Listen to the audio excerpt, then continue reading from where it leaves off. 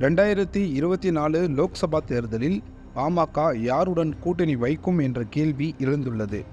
இந்த கூட்டணி தொடர்பாக பாமக நிறுவனர் ராமதாஸ் மற்றும் தலைவர் அன்புமணி ராமதாஸ் இடையே கருத்து வேறுபாடு நிலவுவதாக கூறப்படுகிறது. அதிமுகவை கடுமையாக விமர்சனம் செய்துவிட்டுதான் பாமக அந்த கூட்டணியில் இருந்து வெளியேறியது. சமீபத்தில் பாமக பொதுக்குழு கூட்டத்தில் பேசிய அன்புமணி, அதிமுக இப்போது 5 பாகங்களாக உடைந்துவிட்டது. பலரும் இங்கே சத்தம்தான் போட்டு வருகிறார்கள். பாமக தான் மக்கள் பிரச்சனைகளுக்கு குரல் கொடுத்து வருகிறது. பாமக ஒரு அறிக்கை விட்டால் போதும், முதல்வர் ஸ்டாலின் அதை நிறைவேற்றி விடுகிறார் என்று வெளிப்படையாக திமுகவிற்கு ஆதரவாக கூறினார். இதனால் திமுகவோடு பாமக கூட்டணி வைக்கிறதோ என்ற கேள்வி எழுந்தது. இதற்கு பதில் சொன்ன அன்புமணி, திமுகவோடு கூட்டணி இல்லை, ஏன் அதிமுகவுடனும் கூட்டணி இல்லை, நாங்கள் திராவிட கட்சிகளுடன் கூட்டணி வைக்க மாட்டோம் என்று கூறினார். ஆனால் நிறுவனர் ராமதாஸ் அவர்களுக்கு அதிமுகவுடன் கூட்டணி தொடர வேண்டும் என்று எண்ணம் இருப்பதாக தெரிகிறது.